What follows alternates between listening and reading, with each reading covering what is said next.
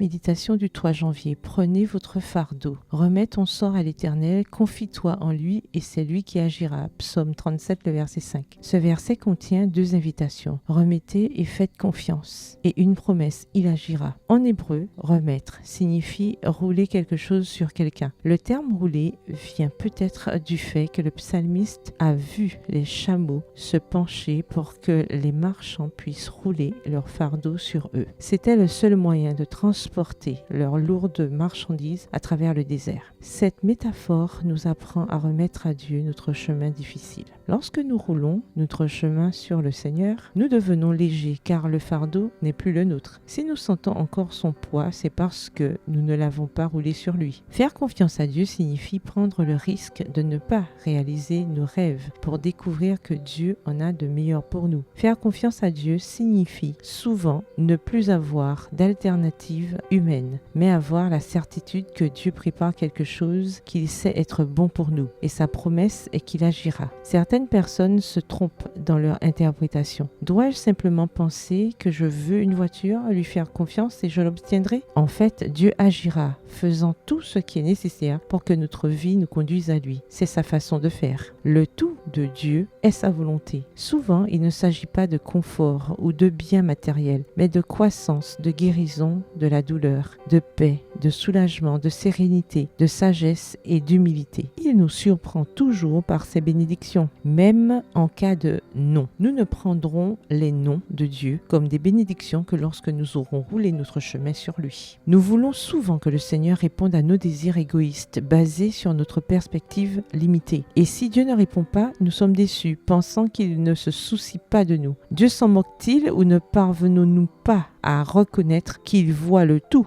alors que nous n'en voyons qu'une petite partie? Quelle est la partie du chemin qu'il nous reste à rouler sur le Seigneur? Les rendez-vous galants? La frustration avec votre mari? De la rancune envers papa, maman ou quelqu'un de la famille? Le travail? L'impasse avec une sœur de l'église? Les études? L'éducation des enfants? Un tempérament difficile? La gourmandise? Roulez-le sur le Seigneur, comptez sur lui et demeurez en lui et il accomplira sa bonne, juste et parfaite volonté dans votre vie. Bonne journée, que l'Éternel vous bénisse.